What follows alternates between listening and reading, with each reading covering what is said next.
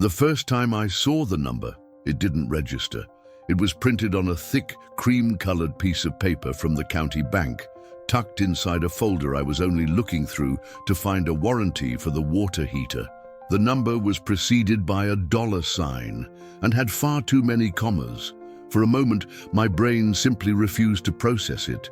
It felt like a typo, a figure from a corporate budget, not something that could possibly be associated with my parents' modest, paid-off home. They were the most frugal people I knew, champions of clipping coupons and turning off lights in empty rooms. This figure was the antithesis of their entire existence, a financial monster hiding in a manila folder. I reread the document, my hands starting to feel cold despite the warmth of the afternoon. It was a home equity line of credit, taken out 6 months prior. The amount drawn was nearly the full value of the house, the very house my father had proudly burned the mortgage papers for a decade ago in a backyard ceremony. My mind raced, trying to find a logical explanation.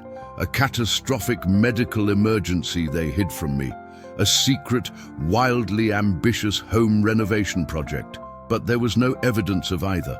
The house was the same as always, and their health, while not perfect, was stable.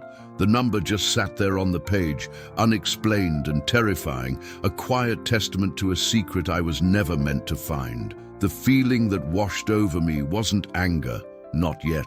It was a profound and unsettling confusion, the kind you feel when a fundamental law of your universe is proven wrong. My parents did not borrow money. They saved, they scrimped, they prepared for rainy days with an almost religious fervor. This debt was a third parent I had never met, an unwelcome entity that had been living silently within the walls of my childhood home. I carefully placed the folder back in the filing cabinet, the metallic slide of the drawer sounding unnaturally loud in the quiet house. I knew, with a certainty that chilled me to the bone, that this was connected to my brother, Leo. It always was. My entire life has been a tale of two different financial realities, running in parallel under the same roof. I was the responsible one, the predictable child who started a paper route at 12 and saved for my own used car. Leo was the dreamer, the golden boy whose potential was a blank check my parents were perpetually willing to cash. While I was learning to budget my allowance, he was being given advances on his for opportunities that never seemed to materialize. My financial education was about limits and self-reliance. His was about endless support and the magical thinking that money would always be there, flowing from our parents' seemingly bottomless well of devotion to him. The disparities were never subtle, but they were always framed as necessity. When Leo needed a brand new car for college to make a good impression, it was a necessary investment in his future. When I needed basic repairs for the rattling 10-year-old sedan I'd bought with my own money, I was given a lecture on the importance of an emergency fund. They weren't just giving him things, they were underwriting his entire existence in a way they never did for me.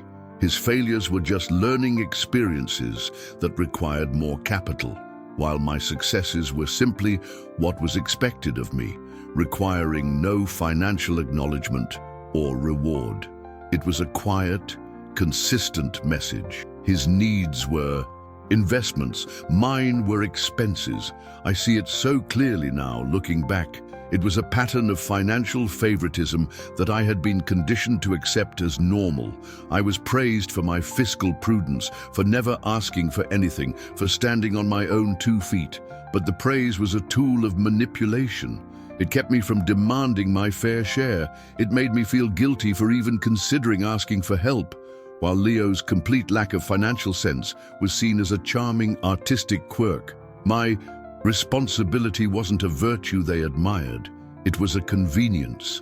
It meant they had one less child to worry about, freeing up all their emotional and financial resources to pour into the black hole that was my brother's life. The memory that stings the most, the one that has become the focal point of this entire betrayal, happened just a month before that loan was secretly taken out. I had approached them with a rare request. It wasn't for a vacation or a frivolous purchase. It was for a $1,000 loan to cover the cost of a professional certification course. This wasn't a whim, it was a calculated career move. The certification would have guaranteed me a promotion at the accounting firm I've worked at for years, a significant jump in salary and responsibility that would have secured my financial future for the long term. I was incredibly nervous, even asking for that much. I came prepared with a folder of my own.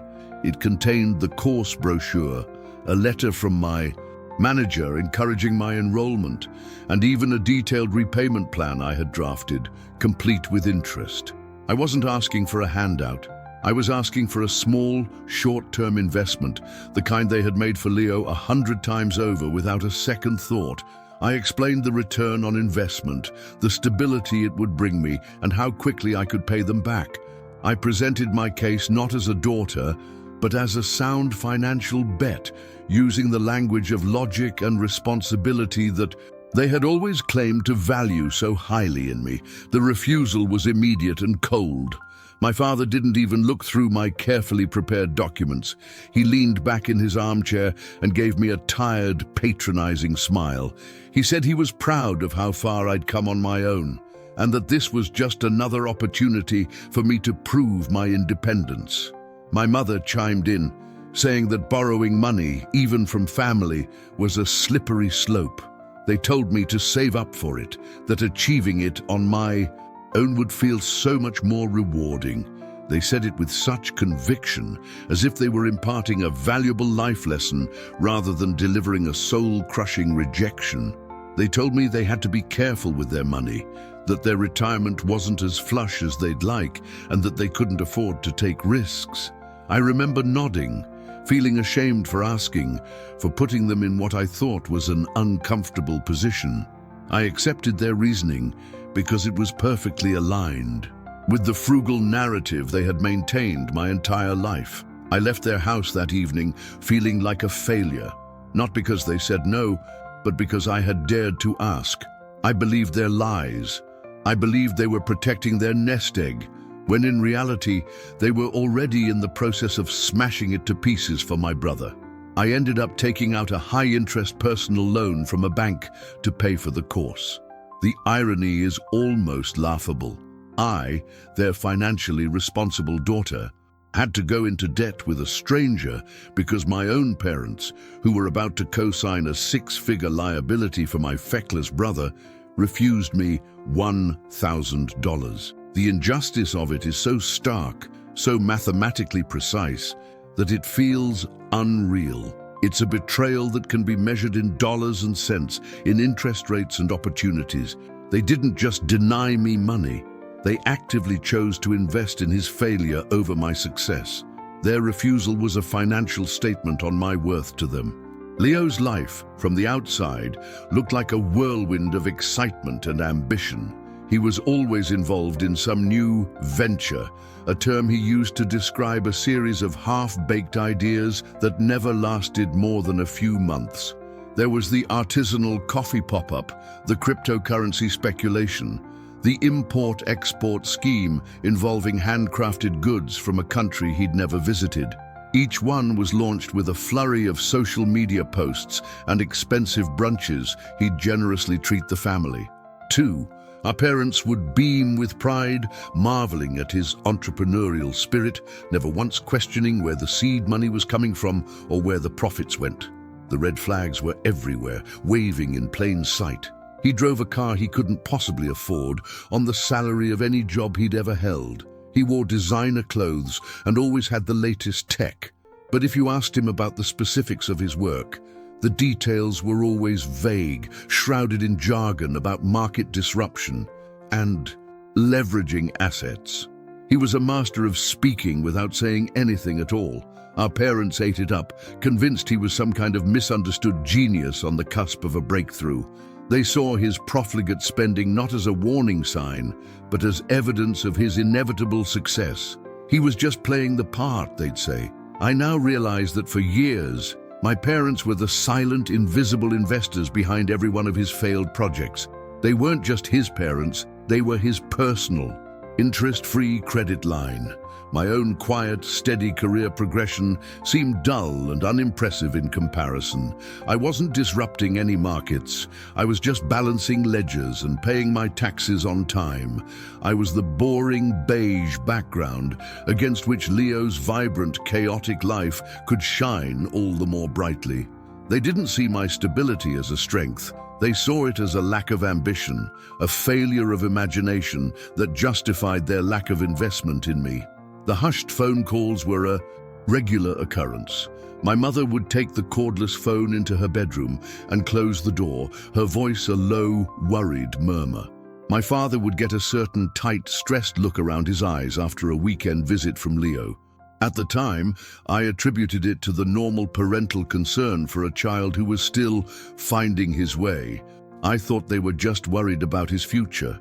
I never imagined they were actively participating in his financial self-destruction, acting as the architects of their own impending ruin. They weren't just enabling him, they were his co-conspirators in a long con against their own security. My relationship with Leo himself has always been strained. We occupy different planets. He views my life with a kind of pitying condescension, seeing my steady job and my careful savings as a tragic waste of potential. He genuinely believes his high-risk, high-drama lifestyle is superior. There's no malice in it, which is almost worse. It's a genuine, unshakable belief in his own specialness, a belief that has been cultivated and fertilized by our parents since birth. He has never had to face a real financial consequence in his life, because my parents have always been there to cushion his fall, no matter how great the height. The truth is, a part of me was jealous of him for a long time. Not of his chaotic life, but of the blind, unconditional financial faith my parents had in him. It was a language of love I was never spoken to in. They showed their love for him by writing checks, by bailing him out, by funding his dreams. They showed their love for me by praising my ability to not need them, by celebrating the fact that I was no financial burden. I craved just a fraction of the support they gave him, not because I needed the money, but because I wanted the validation that came with it, the tangible proof that they believed in my future too. So when I found that bank statement, that jealousy curdled into something else entirely. It became a cold, hard clarity. This wasn't just about favoritism anymore. This was a five-alarm financial fire that threatened to burn down the entire family structure, taking my parents' security with it. And it was clear that they had been hiding the extent of the blaze from me, the one person who might have been able to help them find an extinguisher before it was too late. Their secrecy was a betrayal, just as profound as the financial disparity. They didn't trust me with their vulnerability, only with my own strength. A week after I found the documents, I decided I couldn't live with the silence. I had to confront them. I didn't plan a dramatic showdown. My anger had cooled into a deep, weary sadness. I waited until a quiet Sunday afternoon, when the three of us were sitting in the living room. I didn't raise my voice. I simply walked over to the filing cabinet, pulled out the folder, and placed the home equity statement on the coffee table in front of them. The silence that followed was heavier than anything I have ever experienced. It was the sound of a carefully constructed reality shattering into a million pieces. My mother began to cry silently, her hand covering her mouth. My father just stared at the paper, his face ashen. He looked suddenly old, defeated. Their first instinct was to deny, to deflect. My father started to stammer about a potential investment, a misunderstanding with the bank, but the lie was too big, and he didn't have the energy to sustain it. The sight of my calm, unwavering gaze was enough to break through his pathetic attempt at deception. He knew that I knew, and that I wasn't the type to be fooled by vague explanations. The time for pretending was finally over.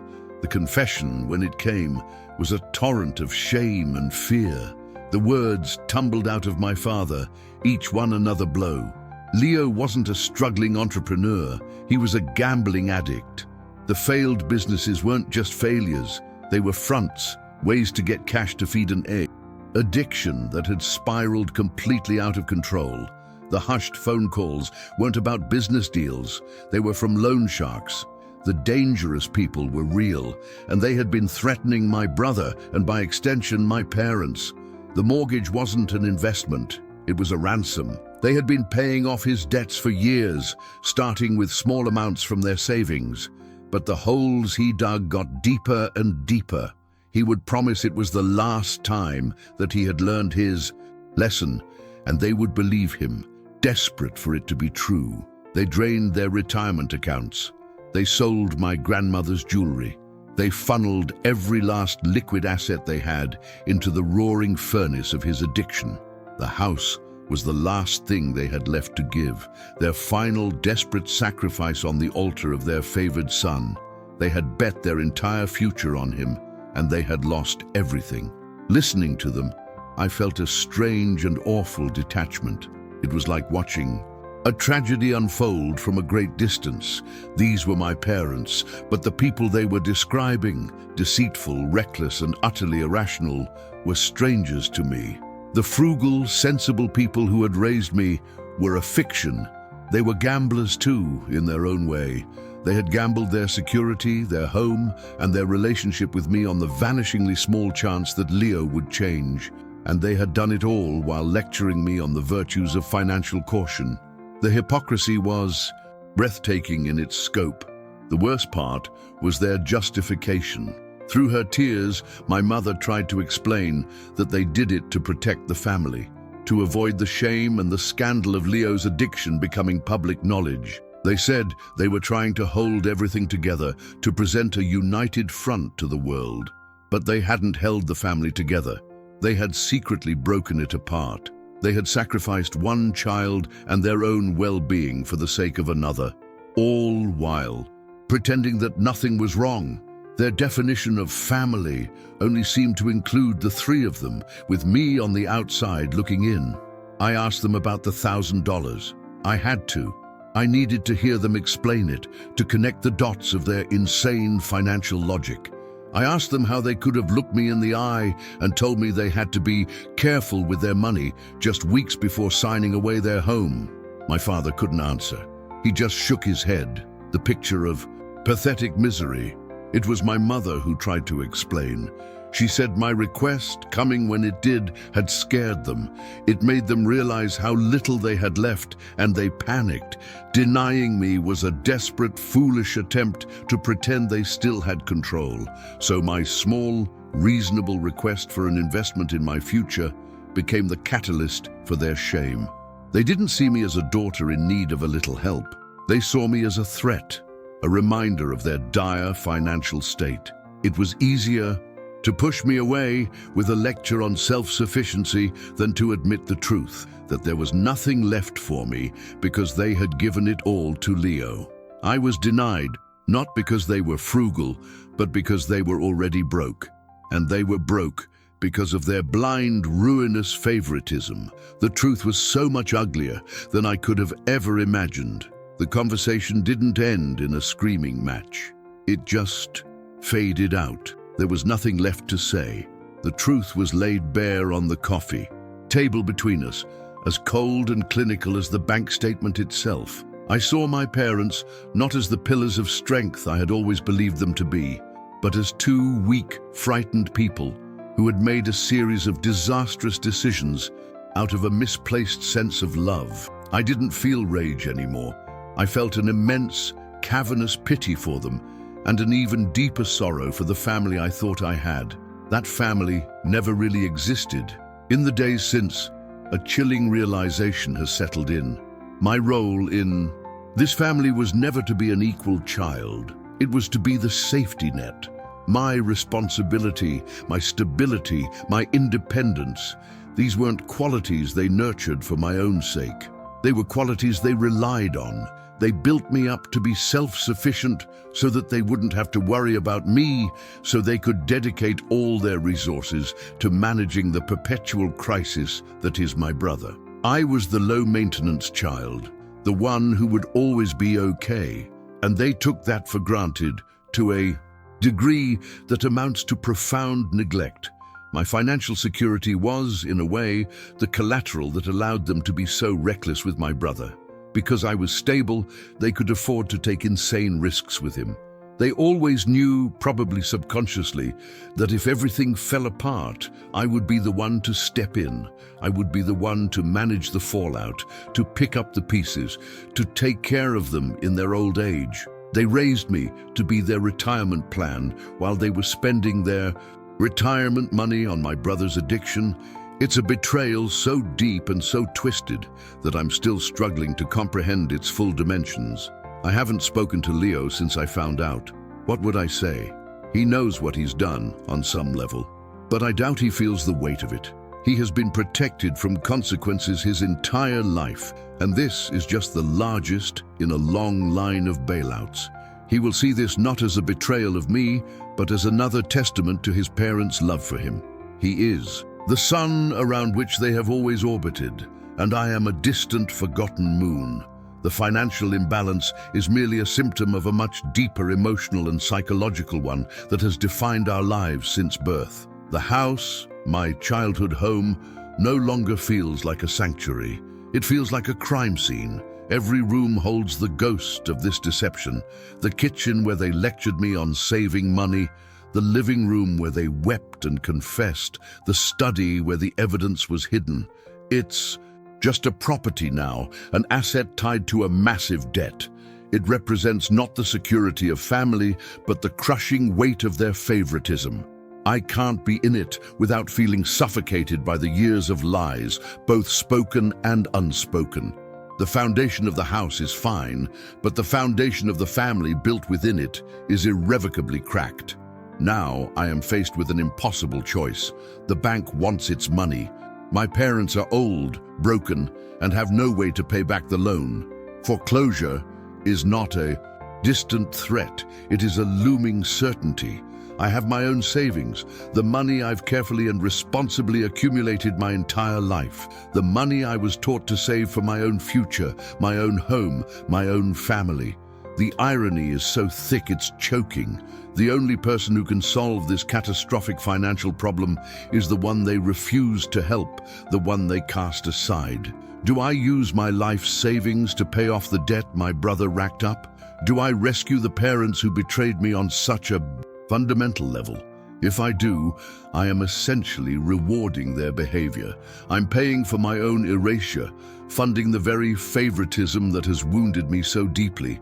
I would be bailing out my brother, just as they have always done, becoming the final link in a chain of enablement. My hard-earned financial security would be sacrificed to clean up a mess that I had no part in creating. It feels like a profound injustice, but if I don't help, I have to watch my elderly parents lose their home. I have to watch them face the consequences of their foolishness in the most brutal way possible. Despite my anger, they are still my parents. The thought of them being homeless is a nightmare. Am I capable of standing back and doing nothing? Letting the house go would be a clean break, a final decisive severing of ties. But it would also be a kind of cruelty that I'm not sure I have in me. My own sense of responsibility, the very trait they exploited, is now my cage. This is the trap they set for me, whether they knew it or not. By raising me to be the responsible one, they ensured I would be the one left to deal with the inevitable disaster. My brother was never expected to be responsible for them or for anyone. He was the project, the investment, the dream. I was the insurance policy, and now the time has come to pay out. They have cashed me in, and I have to decide whether to honor the claim. Either choice feels like a betrayal of myself. I look at my own bank account, the healthy balance reflecting years of discipline and sacrifice, and I feel nothing but bitterness. This money was supposed to be for my future, for my freedom. Now it feels like a burden, a solution to a problem that should never have been mine. Every dollar I've saved is a potential dollar I could give to fix their mistake. My financial success has become a liability. I'm being punished for the very virtues they claim to admire. It's a bitter, painful irony to live with. The relationship with my parents is in ruins. How can I ever trust them again? How can I look at them without remembering how easily they dismissed me, how readily they lied? The love I had for them is now tangled up with a profound sense of disappointment and resentment. They broke my heart not with an affair or a cruel word, but with a bank statement. They quantified my worth in their family, and the number was less than zero. They put me $1,000 in the negative, while my brother was worth the price of their entire world. The future feels like a fog. I don't know how to move forward. If I help them, I'm afraid I'll grow to hate them for the sacrifice. My resentment will fester, poisoning whatever is left of our relationship. If I don't help them, the guilt will eat me alive, and I will have to live with the image of their ruin for the rest of my life. They have placed the weight of their mistakes squarely on my shoulders, and I can feel my own future buckling under the strain. There is no right answer, no clean path forward. I lie awake at night thinking about that number on the page, the sheer staggering amount of it. It represents all the love, all the chances, all the blind faith that I was never given. It's the monetary value of my brother's place in their hearts. And the $1,000 they refused me, that was the value of mine. It's a cold, brutal equation, but it's the one they wrote. I am just the one who has to live with the result, the one who has to figure out how to solve a problem that has no solution. My brother, I've heard, is in some kind of therapy now, working on himself. My parents speak of it in hopeful whispers, as if this is the breakthrough they've been funding all along. They are still clinging to the hope that their investment will one day pay off. They don't see the wreckage they've left behind. They don't see that they didn't just bankrupt themselves financially, they bankrupted our family emotionally. They are so focused on saving him that they don't even realize they have already lost me. I sometimes wonder what would have happened if they had just given me the $1,000, if they had shown me that one small sign of faith, of support. Would it have changed anything? Or would it have just been a drop in an ocean of debt I didn't yet know existed? It's a pointless question, I know. The choice was made. They chose their path, and in doing so, they chose one for me too. I am the daughter of gamblers, and I'm standing in the rubble of the house they bet on and lost. So this is my situation. I have the means to save my parents from homelessness, but it will cost me my own financial future. It will mean validating a lifetime of favoritism and cleaning up a mess I fought my whole life to avoid. It means paying my brother's debts, or I can walk away, preserve my own hard-won security, and live with the consequences of their ruin. What would a stranger do? What is the right thing to do when every option feels so profoundly wrong?